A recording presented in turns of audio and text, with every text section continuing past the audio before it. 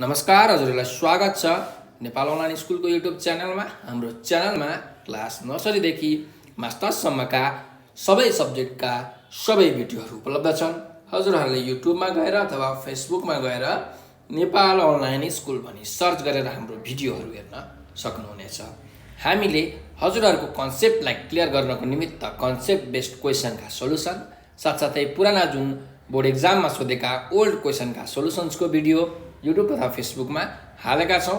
हजुरहरूले त्यो भिडियो हेरेर आफ्नो नलेजलाई आफ्नो ज्ञानलाई एकदम सुदृढ सबल बलियो बनाउन सक्नुहुन्छ भने आफ्नो जुन फाइनल एक्जाम छ त्यसमा पनि बडा उत्कृष्ट नम्बर ल्याएर उत्तीर्ण गर्न सक्नुहुनेछ। र सधैँ चाहिँ म खेमराज ढकाल हजुरहरूको अगाडि उपस्थित भइसकेको छु र आज म हजुरहरूलाई क्लास 10 SEE को जुन अनिवार्य नेपाली भन्ने जुन सब्जेक्ट छ विषय छ त्यसको ओल्ड क्वेसन सोलुसन गराउन गइरहेको छु। र आज चाहिँ म यो जुन सेट 9 छ 2074 सालमा मध्यमाञ्चल विकास क्षेत्रमा सोधिएको जुन SEE को प्रश्नपत्र छ त्यसका उत्तरहरू कसरी गर्ने के गर्ने विषयमा हामी चर्चा गर्नेछौँ, डिस्कस गर्नेछौँ।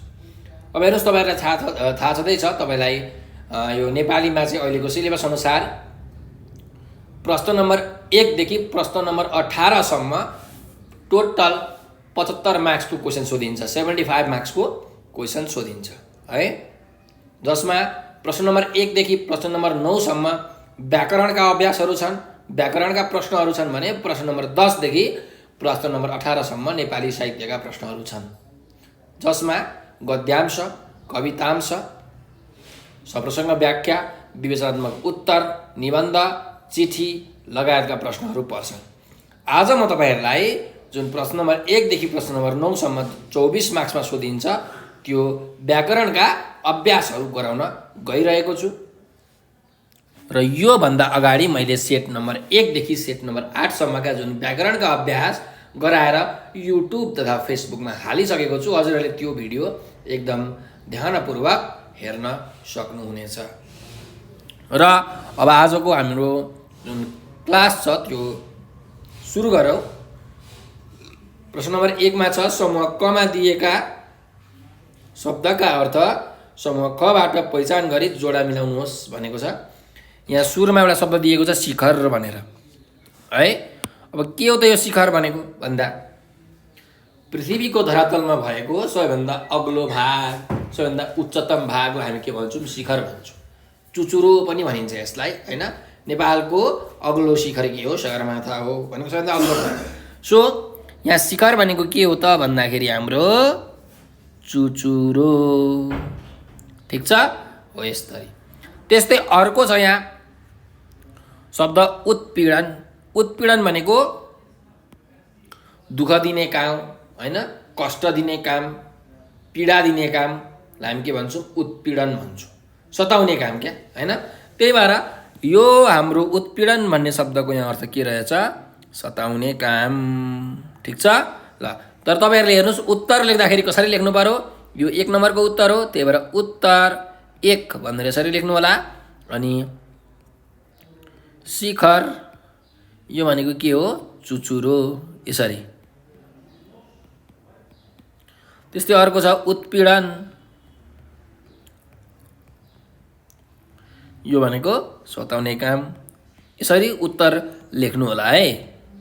तपाईँहरूले यो उत्तर पुस्तिकामा एन्सर सिटमा चाहिँ यो जोडा मिलाएर गर्नु पर्दैन।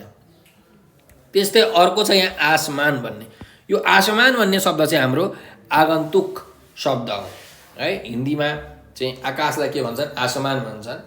यो चाहिँ नेपालीमा ल्याइएको शब्द हो, यसलाई हामी आगन्तुक शब्द भन्छौँ। कुनै पनि विदेशबाट आएका शब्दलाई हामी के भन्छौँ? आगन्तुक शब्द भन्छौँ है। तीन प्रकारले हामीले शब्दहरूलाई विभाजन गरिएको छ। हेर्नुहोस्, संस्कृतबाट आएका शब्दलाई हामी तत्सम शब्द भन्छौँ, ठेट नेपाली शब्दलाई हामी तद्भव शब्द भन्छौँ भने विदेशबाट आएका शब्दलाई हामी आगन्तुक शब्दहरू भन्छौँ। अब यहाँ आसमान भनेको के हो भन्दाखेरि गगन हैन, आकाश भन्छौँ हामी जसलाई, अथवा यसलाई स्वर्ग पनि भन्न सकिन्छ है। यसको सिमिलर मिनिङमा स्वर्ग पनि दिन सकेको हुन्छ। आज त आसमानमा धेरै ताराहरू चम्किरहेका छन् भनेर भन्छौँ नि हामी हो। त्यही भएर यो आसमान भनेको के हो? हाम्रो आकाश। ल अब अर्को शब्द छ यहाँ हाउगुजी। यो हाउगुजी भनेको चाहिँ केटाकेटीहरूलाई डर देखाउनको लागि हामीले के भन्छौँ, ओ हाउगुजी आयो भनेर भन्छौँ है। हाउगुजी भनेको के हो भन्दाखेरि कुनै पनि डर लाग्दो चिज, भयानक चिज जसबाट हामीलाई के लाग्छ, भय लाग्छ होइन, डर लाग्छ। त्यही भएर हाउगुजी भनेको के हो भन्दाखेरि डर लाग्दो, के हो, डर लाग्दो। ल यो हाम्रो प्रश्न नम्बर 1मा जुन शब्द दिएको थियो त्यसको हामीले अर्थमा जोडा मिलाइसकेका छौँ। अब प्रश्न नम्बर 2मा जाउँ। कोष्टकबाट मिल्ने शब्द छाने खाली ठाउँ भर्नुहोस् भनेर भनेको छ। कमा भनेको छ यहाँ घमण्डको पर्यायवाची शब्द ड्यास होइन। होइन भनेको छ है। अब के चाहिँ होइन त? घमण्डको पर्यायवाची शब्द अहङ्कार होइन, होइन अहङ्कार त हो। घमण्ड भनेको के हो, आफ्नो जुन मान होइन, अहङ्कार, अभिमान, गर्व, त्यसलाई हामी के भन्छौँ, घमण्ड भन्छौँ। त्यही भएर घमण्ड भनेको के हो, अहङ्कार हो। सो अहङ्कार भनेको पर्यायवाची शब्द हो है। यहाँ होइन भनेको छ। घमण्डको पर्यायवाची शब्द अहङ्कार हो, तर हामीलाई चाहिँ कुन चाहिँ होइन त्यो हामीले पत्ता लगाउनु पर्ने छ। त्यही भएर हाम्रो उत्तर अहङ्कार त पक्कै पनि होइन। त्यस्तै घमण्डको पर्यायवाची शब्द अभिमान हो कि होइन? अभिमान पनि पर्यायवाची शब्द हो। त्यही भएर यो पनि हाम्रो उत्तर होइन, किनकि घमण्ड भनेको अभिमान पनि हो। त्यस्तै हाम्रो तेस्रो शब्द छ यहाँ विनय। विनय भनेको चाहिँ नम्र होइन, एकदम नम्रशील स्वभाव भएकोलाई विनय भन्छौँ हामी। अनुनय विनय गर्नु भन्छौँ नि हो। त्यही भएर घमण्डको पर्यायवाची शब्द भनेको चाहिँ विनय चाहिँ होइन है। त्यही भएर हाम्रो उत्तर के हुने रहेछ, विनय। ल अब दोस्रोमा जाम। 2को खमा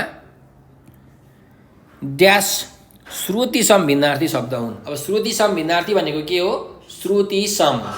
श्रुतिसम भनेको सुन्दाखेरि उस्तै लाग्ने। श्रुति भनेको श्रवण, श्रवण भनेको सुन्ने काम, सुन्दाखेरि उस्तै लाग्ने।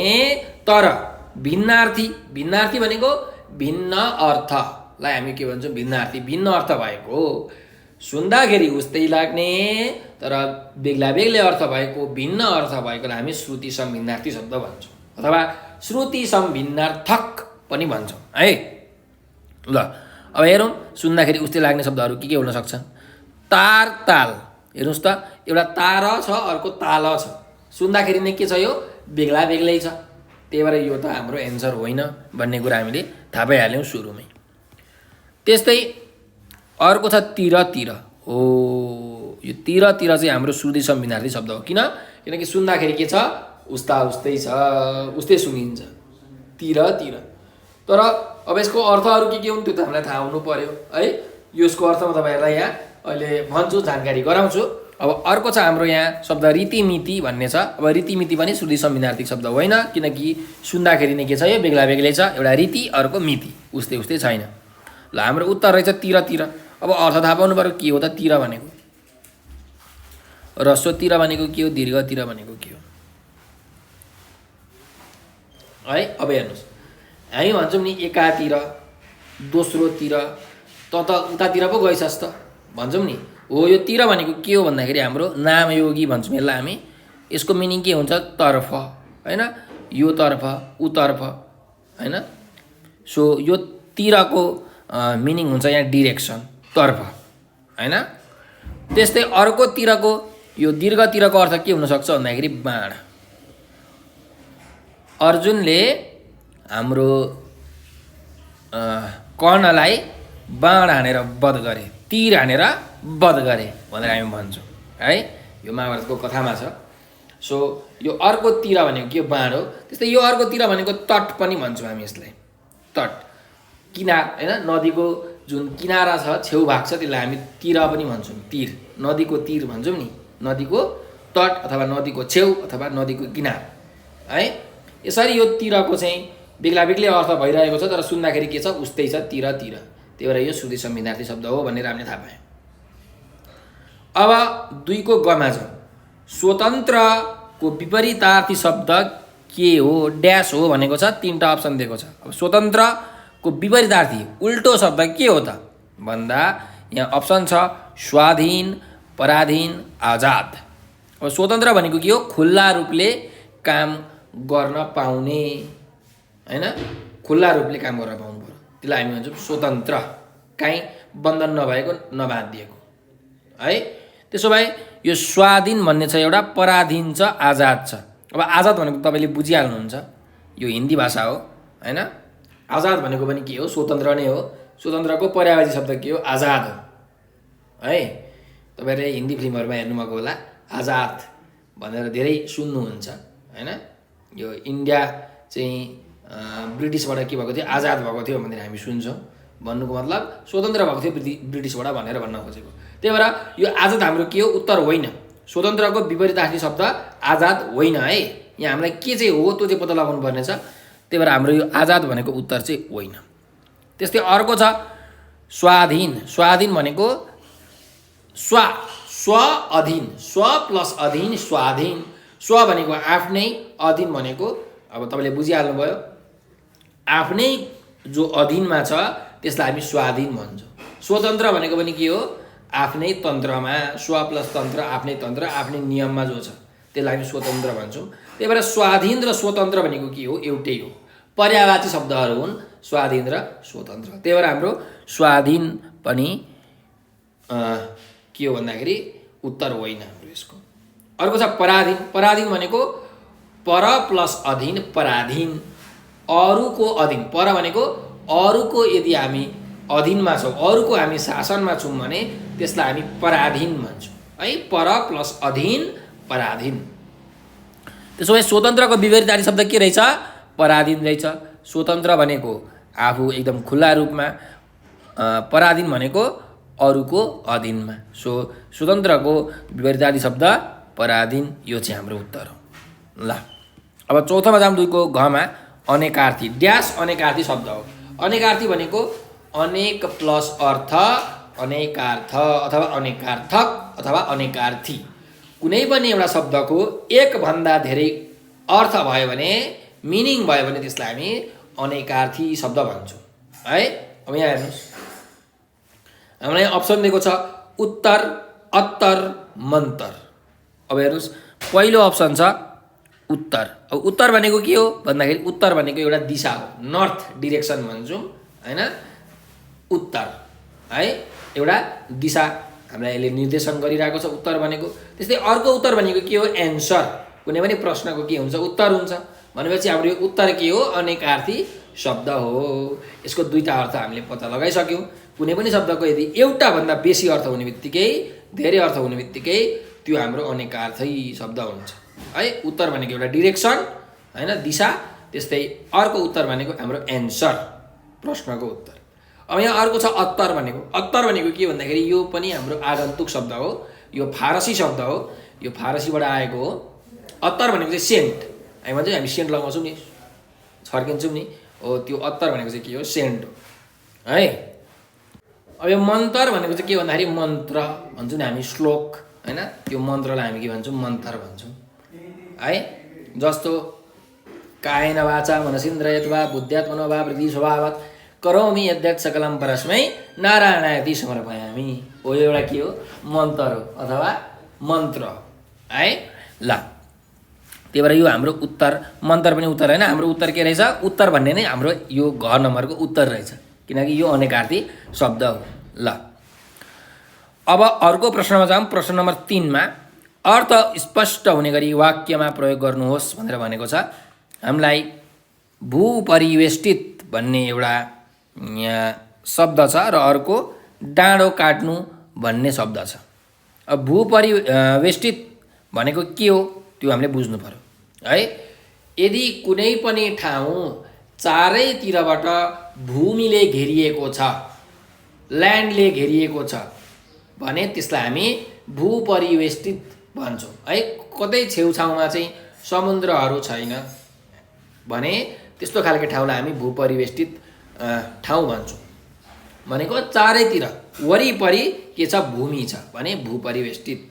त्यसो भए अब हेर्नुहोस्, हाम्रो नेपालको चाहिँ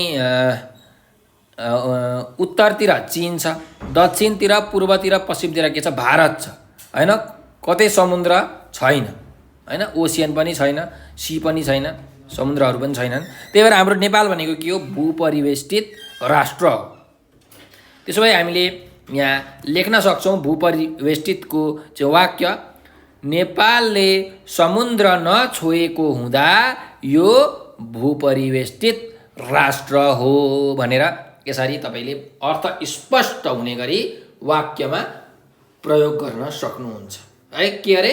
नेपालले समुद्र नछुएको हुँदा यो भूपरिवेष्टित मुलुक हो भनेर लेख्न सक्नुहुन्छ। अब अर्को छ डाँडो काट्नु। डाँडो काट्नु भनेको धेरै पर भाग्नु, यो एउटा टुक्का हो है, एउटा साङ्केतिक शब्द छ, यसलाई हामी टुक्का भन्छौँ। डाँडो काट्नु भनेको चाहिँ धेरै पर पुग्नु अथवा पर भाग्नु, यसलाई हामी डाँडो काट्नु भन्छौँ। त्यसो भए अब यसको वाक्य बनाउनु पर्यो भने यसको स्पष्ट अर्थ चाहिँ स्पष्ट हुनु पर्यो है। जस्तो चोरले डाँडा काटेपछि प्रहरीलाई खबर गरेर कहाँ समात्न सकिन्छ? चोरले डाँडा काटिसकेपछि प्रहरीलाई खबर गरेर कहाँ समात्न सकिन्छ भनेर यसरी वाक्य बनाउन सकिन्छ हैन। चोरले चाहिँ डाँडा काटिसक्यो, अब प्रहरीलाई खबर गरेर के काम हैन, समात्न सकिँदैन। सो यसरी हामीले वाक्य बनाउन सक्छौँ। अथवा तपाईँले डाँडो काट्नुलाई अरू पनि वाक्यमा प्रयोग गर्न सक्नुहुन्छ। धेरै प्रकारका वाक्यहरू हामीले बनाउन सक्छौँ है। गाउँमा निकै नै फटाइ गरेको कारण सुजनलाई डाँडो कटाइयो भनेर पनि यसरी हामीले वाक्य बनाउन सक्छौँ। ठिक छ ल। अब हामी अर्को प्रश्नमा जाउँ, प्रश्न नम्बर 4 है। 4 को कमा यहाँ के भनेको छ? तलका शब्द समूहबाट शुद्ध शब्द छानेर चिनेर लेख्नुहोस् भनेर भनेको छ। अब हामीलाई यहाँ पहिलो शब्द दिएको छ अवश्यमेय भनेर है। अवश्यमेयको अर्थ के हुन्छ भने एकदम निश्चय नै भन्न खोजेको क्या, एकदम पक्का पक्की रूपमा भन्छौँ नि हामी, अवश्य भन्छौँ नि, हो त्यस्तै प्रकारको यसले सेन्स दिन्छ, एकदम पक्का पक्की रूपले भन्न खोजेको। त्यसो अब यहाँ कुन चाहिँ हाम्रो सही उत्तर हो त्यो हामीले पत्ता लगाउनु पर्ने छ। यो चाहिँ ब र वको प्रयोग भन्ने जुन टपिक छ त्यहाँबाट सोधिएको प्रश्न हो है। यहाँ कुन चाहिँमा ब हुन्छ कुन चाहिँमा व हुन्छ भन्ने कुरा हामीले थाहा पाउनु पर्ने हो। ल अवश्यमेय भन्दाखेरि हामी अवश्यमेय व भन्छौँ, दुवैतिर व भन्छौँ। लेख्दाखेरि चाहिँ कसरी लेख्छौँ? लेख्दाखेरि पनि दुईटैमा व नै लेख्छौँ, काहीँ पनि ब लेख्दिनँ। त्यही भएर अवश्यमेय ब पनि हुँदैन, अवश्यमेय व पनि हुँदैन, अवश्यमेय ब पनि हुँदैन। के हुन्छ? अवश्यमेय व हुन्छ। ठिक छ ल। यो प्रश्न हाम्रो भयो। अब आ नम्बरमा जाऊँ। संलग्न भनेर भनेको छ, सरी संलग्न भनेको छ। अब संलग्न भनेको चाहिँ कुनै कुरामा समावेश हुनु हैन, त्यसलाई हामी संलग्न भन्छौँ। अब कुन चाहिँ हाम्रो ठिक हो त संलग्न भन्दाखेरि चाहिँ यो जुन सुरुमा शिरबिन्दु भएको संलग्न छ, संलग्न है, यो चाहिँ हाम्रो सही उत्तर। ठिक छ ल। यो 4 नम्बरको प्रश्न हाम्रो क को सकिएको छ। अब 4 को खमा जाउँ। 4 को खमा भनेको छ लक्ष्मणले भने लडाईँमा जितेको भूभाग जित्नेको नै हुन्छ भनेको छ। ठिक छ। त्यसो भए अब यहाँहरू यो शुद्धिकरणको प्रश्न छ, हामीले यसलाई शुद्धसँग लेख्नुपर्ने छ। अब यहाँ कहाँ कहाँ गल्ती छ, कहाँ कहाँ मिस्टेक छ भन्ने कुरा हामी पत्ता लगाउँ। हेर्नुहोस् है, लक्ष्मणले भनेको कुरा हो नि त, लडाइँमा जितेको भूभाग जित्नेको नै हुन्छ भनेर है, लक्ष्मणले भनेको हो। त्यही भएर कसैले भनेको कुरालाई यदि हामीले फेरि लेख्नु पर्यो भने जहिले पनि हामी इन्भर्टेड कोमामा लेख्छौँ। केमा लेख्छौँ? इन्भर्टेड कोमा। नेपालीमा भन्दा उद्धरण चिन्ह, उद्धरण चिन्हको भित्र हामीले के गर्नुपर्छ? लेख्नुपर्छ कसैको भनाइलाई। त्यही भएर यहाँ लक्ष्मणले भने अनि यसरी उद्धरण चिन्ह यहाँदेखि यहाँसम्म यसरी लेख्नुपर्छ। यो पहिलो गल्ती यहाँ छ। ठिक छ। त्यस्तै अब दोस्रो हेरौँ।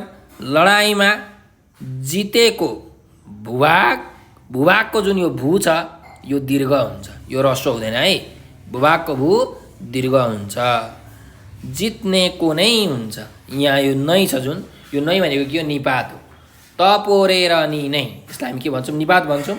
निपात भनेको त्यस्तो शब्द हो जसको आफ्नै अर्थ हुँदैन, तर त्यो वाक्यमा प्रयोग भएपछि वाक्यलाई के गर्छ? एकदम मिठास दिन्छ, रसिलो भरिलो बनाउँछ हैन, मिठो बनाउँछ। सो यहाँ यो जुन नै छ यो नै भनेको के हुन्छ हाम्रो छुट्टै अलग्गै हुन्छ, निपातलाई हामी अलग्गै लेख्छौँ। त्यसो भए अब यसको शुद्ध तरिका लेख्दाखेरि कसरी लेख्न सकिन्छ भनेर म यहाँ लेख्दैछु, तपाईँहरू पनि लेख्नु होला, ध्यान दिएर हेर्नु होला। लक्ष्मणले भने, यहाँ एउटा उदाहरण चिन्ह, लडाइँमा जितेको बुबाक जित्नेको नै हुन्छ, यसरी। ठिक छ ल, यो चाहिँ यसको शुद्ध वाक्य भयो। यो हाम्रो 4 को प्रश्न नम्बर ख पनि सकिएको छ। अब हामी प्रश्न नम्बर 5 मा छौँ। रेखाङ्कित शब्दहरूको पदवर्ग छुट्याउनुहोस् भनेको छ। कुन पद चाहिँ कुन वर्गमा पर्छ त्यो हामीले छुट्याउनु पर्नेछ है। यहाँ हाम्रो नाम हो कि सर्वनाम पो हो कि विशेषण क्रिया विशेषण हो, संयोजक हो, विस्मयादि बोधक शब्द हो, नामयोगी हो हैन, के हो त्यो हामीले पत्ता लगाउनु पर्नेछ है। ल हेर्नुहोस्, यहाँ पहिलो छ त्यो, पहिला वाक्य पढौँ।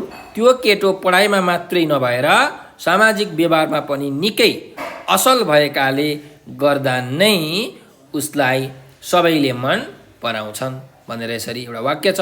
अब यहाँ त्यो भन्ने शब्दमा के भनेको छ, अन्डरलाइन गरेको छ। अब यो त्यो भनेको के हो त, त्यो हामीले पत्ता लगाउनु पर्ने छ है। अब यो त्यो भनेको हेर्नुहोस्, तपाईँहरूलाई कन्फ्युजन हुनसक्छ, यो सर्वनाम पो हो कि अथवा विशेषण पो हो कि, यो दुईवटा कुरामा तपाईँहरूलाई कन्फ्युजन हुनसक्छ। अब यहाँ हेर्नुहोस्, त्यो पछाडि के छ, यहाँ केटो छ। केटो भनेको के हो, नाम हो, जातिवाचक नाम भन्छौँ हामी, जो पुल्लिङ्ग जन्ने शब्दलाई हामी के भन्छौँ, यहाँ केटो भनिरहेको छ है। अब यो केटो भनेको नाम हो, नामको अगाडि आएको छ त्यो भन्ने शब्द है। कुनै पनि नामको अथवा सर्वनामको विशेषता देखाउने अथवा जनाउने शब्दलाई हामी के भन्छौँ, विशेषण भन्छौँ। कुन केटा, त्यो केटा, त्यही भएर यो केटाको विशेषता जनाइरहेकोले यो त्यो भन्ने जुन शब्द छ यो भनेको हाम्रो के हुन्छ, विशेषण। ठिक छ। अब अर्को जाउँ, निकै असल भएकाले। ठिक छ। अब यो जुन निकै छ, यो निकै भनेको हाम्रो के हो भन्दाखेरि हेर्नुहोस्, परिमाण वा मात्रा बुझाउने जुन अव्यय पद छ त्यसलाई हामी क्रिया विशेषण भन्छौँ। अझ भन्नु पर्दाखेरि परिमाणवाचक क्रिया विशेषण भन्छौँ, तर त्यो तपाईँहरूले याद गर्नु पर्दैन, त्यो तपाईँहरूले पछि 11-12 अथवा 72 पढ्नुहुन्छ।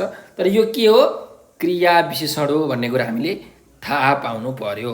जस्तो कि धेरै, थोरै, झन्, असाध्यै, यिनीहरूले के गर्छ भन्दाखेरि क्रियाको चाहिँ परिमाणलाई बुझाउँछ, त्यही भएर यिनीहरू क्रिया विशेषणहरू हुन् है। जस्तो यति, उति, अलिकति, केवल, अत्यन्त, पुरै, एकदम, प्रशस्त, यस्ता शब्दहरू हाम्रो के हुन्, क्रिया विशेषण हुन्।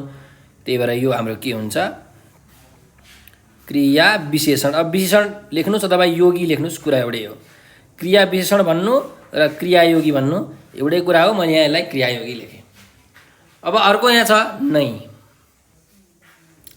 के हो त यो नै भनेको भन्दाखेरि तपोरेर नि नै, यिनीहरूलाई हामी के भन्छौँ, निपात भन्छौँ।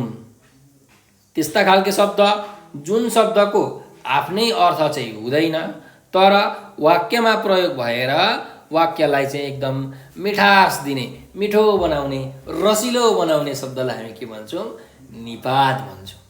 त्यही भएर यहाँ यो जुन नै भन्ने शब्द छ हेर्नुहोस् है, पनि निकै असल भएकाले गर्दा उसलाई सबैले मन पराउँछन् पनि भन्न मिल्थ्यो नि त, तर यहाँ नै जोडेर के भएको छ, यो वाक्यले मिठो भएको छ। त्यो केटो पढाइमा मात्रै नभएर सामाजिक व्यवहारमा पनि निकै असल भएकाले गर्दा नै उसलाई सबैले मन पराउँछन् हैन। अलिकति यो वाक्यलाई नै यसले मिठो बनाइदिएको छ। सो यो हाम्रो के हो, निपात हो। ठिक छ ल। अब यहाँ उस भन्ने छ। उस भनेको के हो भन्दाखेरि हेर्नुहोस्, यहाँ उस किन प्रयोग भन्दाखेरि जुन यहाँ केटो छ, यो केटो के छ, पढाइमा मात्रै नभएर सामाजिक व्यवहारमा पनि के छ असल छ। त्यही भएर उसलाई, कसलाई, उसलाई। सो नामको सट्टामा यहाँ प्रयोग भएको छ। यो उस भनेको के हो, यो केटो। नामको सट्टामा प्रयोग भएको शब्दलाई हामी के भन्छौँ, सर्वनाम भन्छौँ।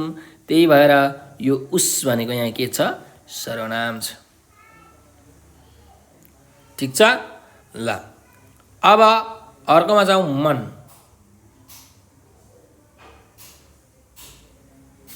यो मन भनेको के हो भन्दाखेरि मन भनेको चाहिँ हाम्रो नाम हो हैन। तपाईहरुले पढ्नुभएको होला, भाववाचक नाम, द्रव्यवाचक नाम, समूहवाचक नाम, जातिवाचक नाम, व्यक्तिवाचक नाम हैन। सानो क्लासमा पनि पढ्नुभएको छ। सो यो मन भनेको चाहिँ छुन नसकिने, देख्न नसकिने खाले के हो, नाम पद हो। त्यही भएर हामी यो मन भनेको के लेख्छौँ, नाउँ लेख्छौँ। अब अर्को चाहिँ यहाँ अन्तिम पराउँछन्। पराउँछन् भनेको के हो त, हेर्नुहोस्, यो पराउँछन् भन्ने शब्दले यहाँ के गरेको छ, यो वाक्यलाई टुङ्ग्याएको छ, अन्तिम अन्त्य गरिदिएको छ, फिनिस्ड गरिदिएको छ हैन। भनेपछि त्यस्ता खालके शब्द जसले वाक्यलाई अन्त्य गर्छन्, टुङ्ग्याउँछन्, त्यस्ता खालके शब्दलाई हामी के भन्छौँ, क्रियापद भन्छौँ। त्यही भएर यो के हो, क्रियापद हो। अब यहाँ यो पराउँछन् भन्ने शब्द नभएको भए के हुन्थ्यो, यो वाक्य टुङ्गिँदैन थियो। भएकाले गर्दा नै उसलाई सबैले मन भन्ने मात्रै हुन्थ्यो। पराउँछन् नभएको भए यो वाक्यको अन्त्य हुँदैन थियो। त्यही भएर यो पराउँछन् भन्ने शब्द के हो, क्रियापद हो। ठिक छ ल। यो हाम्रो प्रश्न सकिएको छ। अब प्रश्न नम्बर 6 मा जाउँ हामी। प्रश्न नम्बर 6 मा भनिएको छ यहाँ, तलका उपसर्ग र प्रत्यय प्रयोग गरी एक एकवटा शब्द बनाउनुहोस् भनेको छ। एक एकवटा बनाउनु भनेको छ 4वटा जम्मा दिएको छ, 2टा उपसर्ग 2टा प्रत्यय हैन। 4वटा शब्द हामीले बनाउनु पर्यो एक एकवटा ल।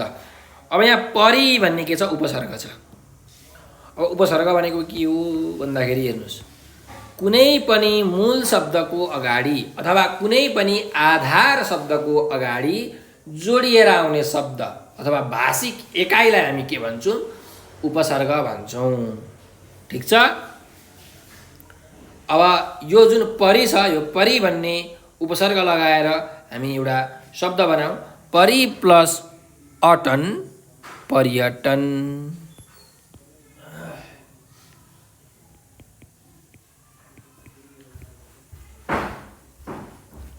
ठिक छ। त्यस्तै अरू पनि बनाउन सकिन्छ, परि प्लस गमन, पर्यागमन, परि प्लस आवरण, पर्यावरण हैन। यसरी यहाँ जुन परि छ, यो परि भन्ने उपसर्ग अटन भन्ने मूल शब्द अथवा आधार शब्दमा लागेर पर्यटन भन्ने व्युत्पन्न शब्द बनाएको छ है। जुन उपसर्ग र प्रत्यय लागिसकेपछि जुन शब्द बन्छ त्यसलाई हामी व्युत्पन्न शब्द भनेर भन्छौँ। ठिक छ। र जुन शब्दमा उपसर्ग अथवा प्रत्यय लाग्छ त्यसलाई हामी मूल शब्द अथवा आधार शब्द भन्छौँ है ल। अब त्यसो भए दोस्रोमा हेरौँ, यहाँ अभि छ। अभि प्लस मान, अभिमान। मान भन्ने जुन यहाँ मूल शब्द छ, आधार शब्द छ, त्यसमा अभि भन्ने उपसर्ग लागेर अभिमान भन्ने यहाँ व्युत्पन्न शब्द बनिएको छ है। त्यस्तै अरू पनि हामी बनाउन सक्छौँ, अभि प्लस युक्त, अभियुक्त है। अभि प्लस योग, अभियोग। अभि प्लस वादन, अभिवादन हैन। अभि प्लस ज्ञान, अभिज्ञान। यसरी धेरै हामीले व्युत्पन्न शब्दहरू बनाउन सक्छौँ है ल। अब अर्को प्रश्नमा जाउँ। यो प्रत्यय भन्ने छ यहाँ है। अनिय र ले भन्ने 2टा हामीलाई प्रत्यय दिएको छ। अब प्रत्यय भनेको के हो भन्दाखेरि कुनै पनि मूल शब्दको पुच्छरमा अथवा पछाडि जोडिएर आउने जुन भाषिक इकाइ छ त्यसलाई हामी के भन्छौँ, प्रत्यय भन्छौँ है। अब यहाँ हेर्नुहोस्, अनिय भन्ने छ, मान प्लस अनिय के हुन्छ, माननीय। माननीय प्रधानमन्त्रीज्यू भनेर संसदमा भाषण सुन्नुभएको छ नि हैन, हो यो माननीय। ठिक छ। मान प्लस अनिय, माननीय।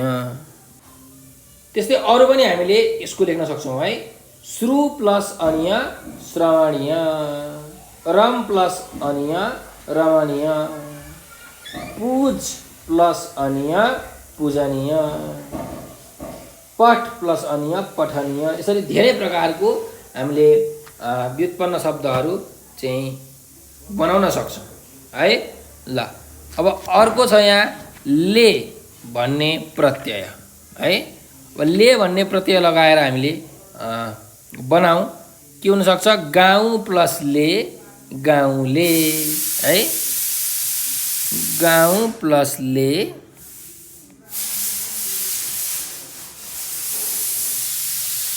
गाउँले। गाउँ भन्ने मूल शब्द अथवा आधार शब्दमा ले भन्ने प्रत्यय लागेर गाउँले भन्ने व्युत्पन्न शब्द बनेको छ है। त्यस्तै भातगाउँ प्लस ले भातगाउँले, ठिमी प्लस ले ठिमीले, मादी प्लस ले मादीले। यसरी हामीले अरू शब्दहरू पनि बनाउन सक्छौँ है। अब हामी अर्को प्रश्नमा जाऊँ, 6 को खमा। यो हाम्रो 6 को क सकिएको छ है। 6 को खमा के भनेको छ, तलका शब्दहरूको समास वा विग्रह गर्नुहोस् भनेको छ। समास भनेको चाहिँ कुनै पनि शब्दको समूहलाई हामीले जोडेर एकै ठाउँमा ल्यायौँ भने त्यस्तो खालके जुन प्रोसेस छ त्यसलाई हामी समास गर्नु भन्छौँ अथवा समस्त शब्द बनाउनु भन्छौँ हैन।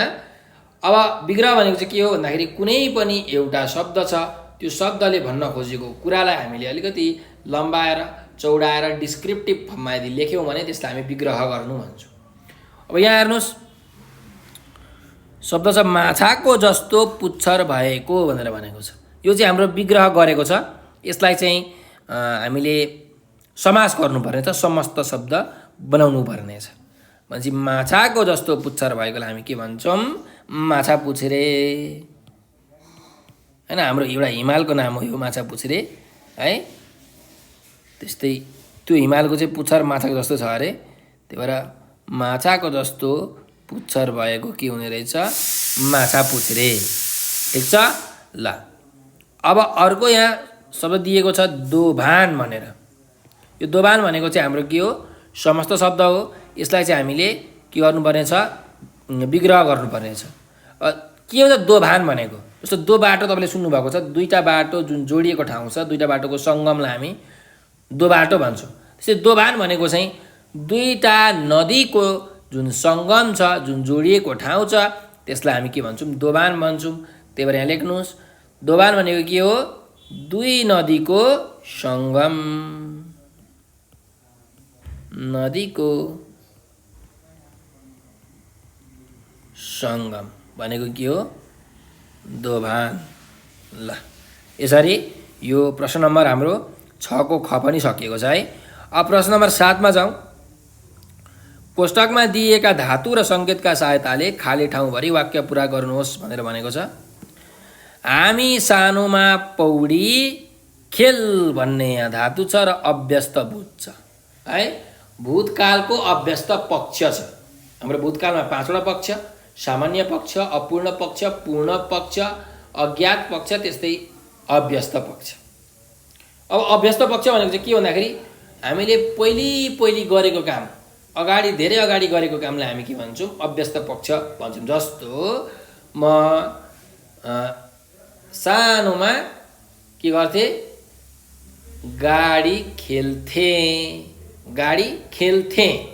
यो भनेको के हो, अभ्यस्त। पहिले खेल्थेँ, अब अहिले खेल्छु खेल्दिनँ थाहा छैन, तर पहिले खेल्थेँ। म पहिला चुरोट पिउँथेँ हैन। यस्तो खान्थेँ, पिउँथेँ, गर्थ्यौँ, सुत्थ्यौँ हैन।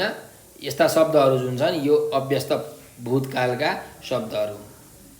त्यसो भए हामी सानोमा पौडी के हुन्छ, खेल्थ्यौँ।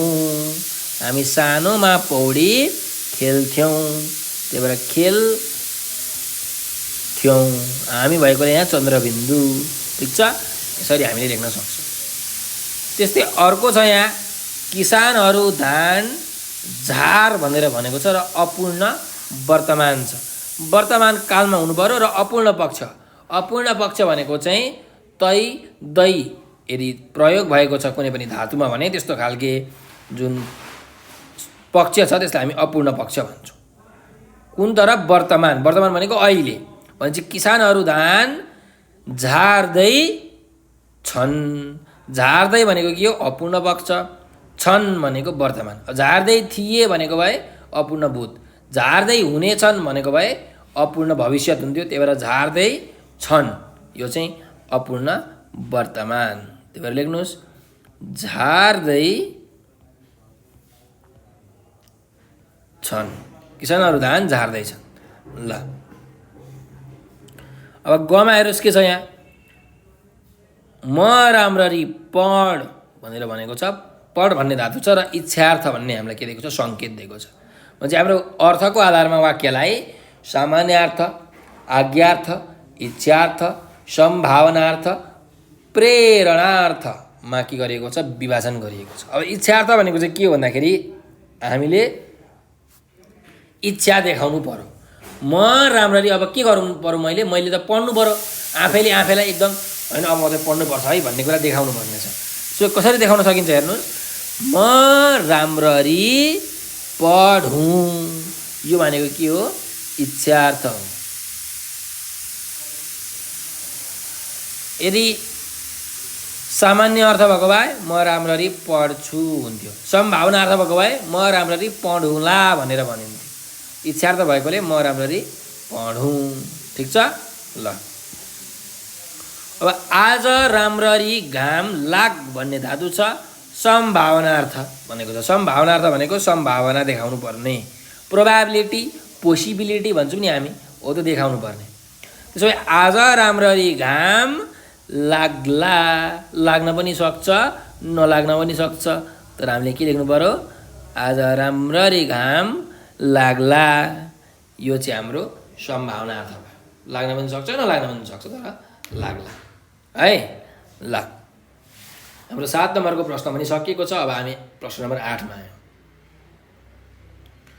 लक्ष्मी प्रसाद देवकोटाले राम्रा राम्रा कविताहरू रचेका छन् भनेर हामीलाई यहाँ एउटा वाक्य दिएको छ र यसलाई हामीले कर्मवाच्यमा परिवर्तन गर्नुपर्ने छ है हाम्रो वाच्य 3 प्रकारका हुन्छन् कर्तृवाच्य कर्मवाच्य र भाववाच्य जुन वाच्यमा कर्ता प्रमुख हुन्छ कर्ता मेन हुन्छ भनेको काम गर्ने मान्छे जुन बेला मेन हुन्छ त्यो हाम्रो के हुन्छ कर्तृवाच्य हुन्छ अथवा भनौँ कर्ताको आधारमा यदि क्रियापद हामीले चुन्छौँ भने त्यस्ता खालके चाहिँ वाच्यलाई हामी कर्तृवाच्य भन्छौँ अब यहाँ लक्ष्मीप्रसाद देवकोटा भनेको यहाँ कर्ता हो लक्ष्मीप्रसाद देवकोटाले राम्रा राम्रा कविताहरू रचेका छन् होइन सो कसले रचेका छन् लक्ष्मीप्रसाद देवकोटाले हो त्यही भएर यो हाम्रो कर्तृवाच्यमा छ यसलाई अब कर्मवाच्यमा परिवर्तन गर्नु पर्यो कर्मवाच्यमा चाहिँ के हुन्छ भन्दाखेरि जुन काम छ जुन कर्म छ त्यो प्रमुख हुन्छ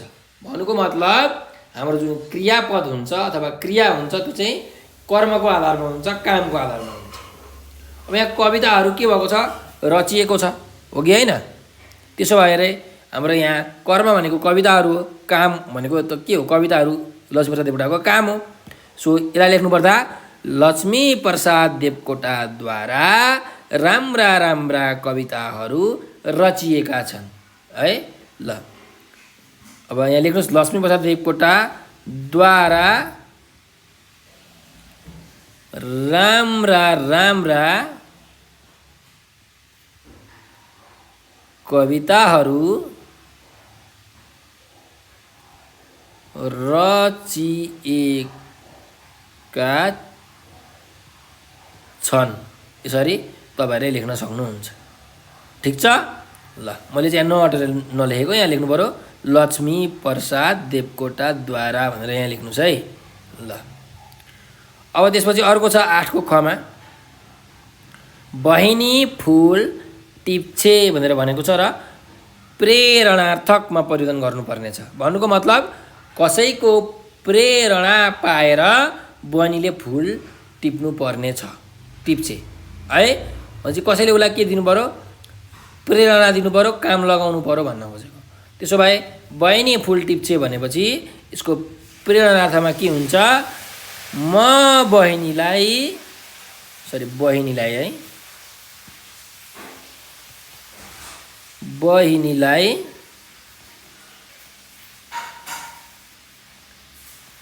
फुल टिपाउँछु भन्नुको मतलब टिप्न लगाउँछु भन्न खोजेको हो। म बहिनीलाई फुल टिपाउँछु अथवा टिप्न लगाउँछु यसरी पनि लेख्न सकिन्छ। त्यस्तै अर्को छ त्यो केटो असल छ। यसलाई हामीले केमा परिवर्तन गर्नुपर्ने छ? स्त्रीलिङ्गमा। भनेपछि त्यो केटो असल छ, यसलाई अब हामीले स्त्रीलिङ्गमा परिवर्तन गर्नु पर्यो भने त्यो केटी असल छे। त्यो केटी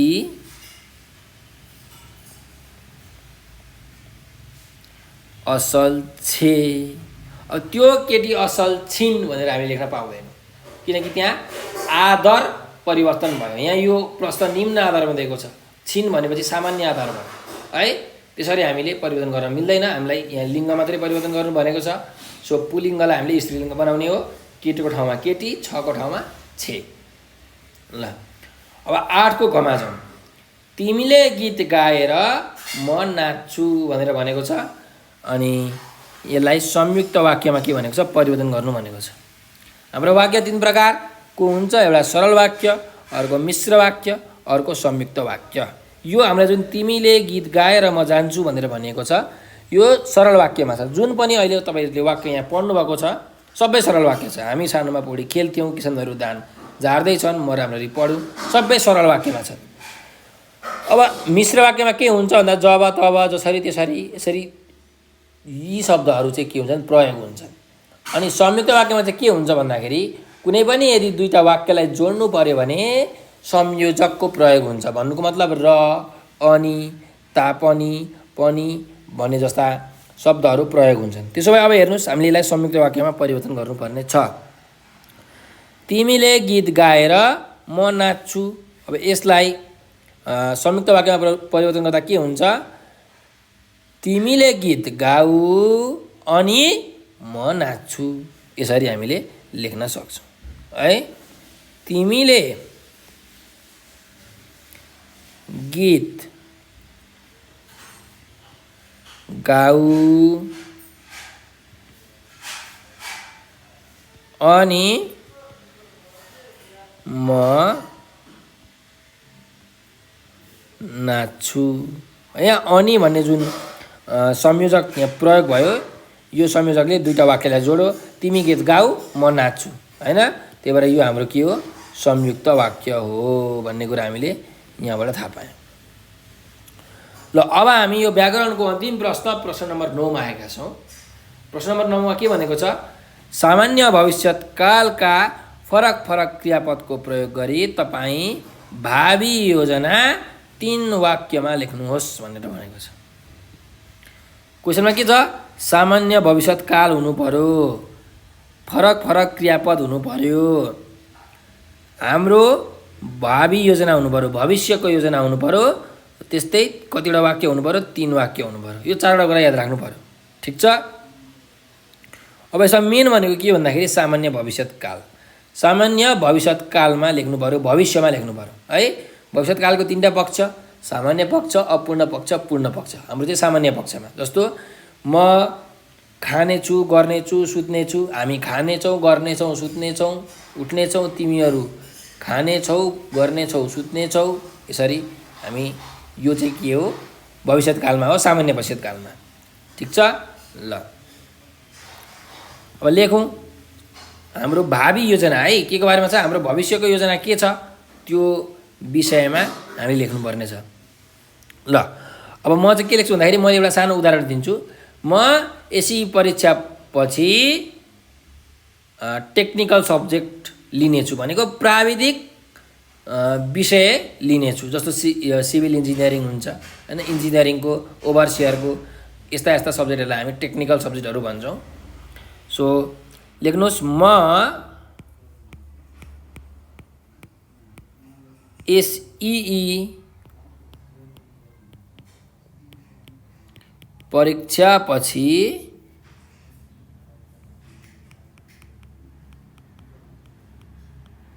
प्राविधिक विषय लिनेछु। यो लिनेछु भनेको के हो? हाम्रो सामान्य भविष्यकालको एउटा क्रियापद हो, लिनेछु। तपाईँहरूले चाहिँ जे पनि गर्न सक्नुहुन्छ है तपाईँको योजनामा। मैले यहाँ म एसी परीक्षाको प्राविधिक विषय लिनेछु भनेर भने तपाईँहरूले चाहिँ म अर्को विषय लिन सक्छु, लिनेछु भनेर पनि भन्न सक्नुहुन्छ। अथवा म चाहिँ यो ठाउँ घुम्न जानेछु, होइन, धेरै फोटोहरू खिच्नेछु, यसरी पनि तपाईँहरू लेख्न सक्नुहुन्छ। जे पनि लेख्न पाइन्छ। भावी योजना भविष्यको योजना हुनु पर्यो, होइन। त्यही भएर म यहाँ लेख्दैछु म एसई परीक्षापछि प्राविधिक विषय लिनेछु, एउटा वाक्य भयो। त्यस्तै नेपालमा रहेका प्राचीन प्रविधिलाई, प्राविधिक विषय लिएको छ भने चाहिँ प्राचीन प्रविधि जुन एन्सियन्ट टेक्नोलोजी छ, एन्सियन्ट टेक्नोलोजीलाई पनि त अलिकति ठिक गर्नु पर्यो, राम्रो बनाउनु पर्यो। त्यही भएर नेपालमा रहेका प्राचीन प्रविधिलाई आधुनिक पार्नेछु, मतलब मोडर्न पार्नेछु, आधुनिक पार्नेछु है। ल, यो पार्नेछु भन्ने यहाँ सामान्य भविष्यकालमा छ है। भनेपछि हाम्रो दुईवटा वाक्य पनि भयो। अब एउटा वाक्य जोड्नु पर्ने छ। नेपाललाई प्रविधिले छिटो विकास गर्ने कुरामा सहयोग पुर्याउनेछु, होइन। अथवा नेपाललाई विकासको गतिमा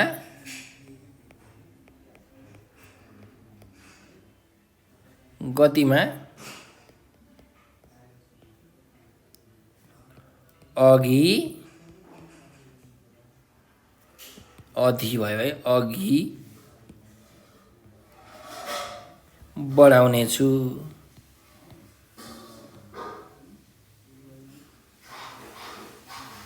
भनेर यसरी लेख्न सक्नुहुनेछ है। ल, यो बढाउनेछु यहाँ के भयो? अर्को सामान्य भविष्यको एउटा क्रियापद भयो। तिनवटा फरक फरक क्रियापद, एउटा लिनेछु, अर्को पार्नेछु, अर्को बढाउनेछु। यसरी तपाईँहरूले पनि आफ्नो जुन भविष्यको योजना छ त्यो भविष्यको योजनालाई सामान्य भविष्यकालमा लेख्नु होला है। तपाईँले जे पनि लेख्न पाउनुहुन्छ, you are free to write है, जे पनि लेख्न पाउनुहुन्छ, तर सामान्य भविष्यकालमा हुनु पर्यो। ठिक छ। ल, अब त्यसो भए हामी यो 9 नम्बरसम्मको व्याकरण जुन अभ्यास हामीले सकिसकेका छौँ। अब हजुरहरूलाई यो भिडियो कस्तो लाग्यो कमेन्टमा प्रतिक्रिया दिनुहोला। र हाम्रो नेपाल अनलाइन स्कुलको बारेमा केही जानकारी चाहिएको छ भने यो नम्बर 9849595895 यो नम्बरमा भाइबर, त्यस्तै टेलिग्राम, त्यस्तै वाट्सएपमा हजुरहरूले म्यासेज पठाउन सक्नुहुनेछ। र हजुरहरूलाई यो नेपाल अनलाइन स्कुलको टिमलाई केही सरसल्लाह, सुझावहरू, सजेसन्सहरू दिन मन लागेको छ, अथवा युट्युबमा तपाईँले कुनै सब्जेक्टको कुनै टपिकको भिडियो भेट्टाउनु भएन, युट्युबमा रहेछ भने हजुरहरूले हामीलाई यो नम्बरमा कल मार्फत अथवा म्यासेज मार्फत भन्न सक्नुहुनेछ। हामीले शीघ्र यथाशीघ्र त्यो सब्जेक्ट, त्यो टपिकको भिडियो बनाउनेछौँ। र हामीलाई हजुरहरूले टिकटक, त्यस्तै ट्विटर र इन्स्टाग्राममा पनि फलो गर्न सक्नुहुनेछ। हामीले त्यहाँ तपाईँहरूलाई हाम्रो नयाँ नयाँ अपडेटहरू, हाम्रा के कस्ता क्लासहरू भइरहेका छन् भन्ने विषयमा पनि जानकारी गराउनेछौँ। हजुरहरूले यहाँ यसमा हामीलाई फलो गर्न सक्नुहुनेछ। र हाम्रो भिडियोलाई सकेसम्म लाइक, सेयर र सब्सक्राइब गरेर हामीलाई सहयोग गरिदिनु होला भन्दै म आज हजुरहरूबाट बिदा लिन चाहन्छु। हजुरहरूले भिडियो अन्तिमसम्म हेरिदिनु भएकोमा हजुरहरूलाई हृदयदेखि धेरै धेरै धन्यवाद।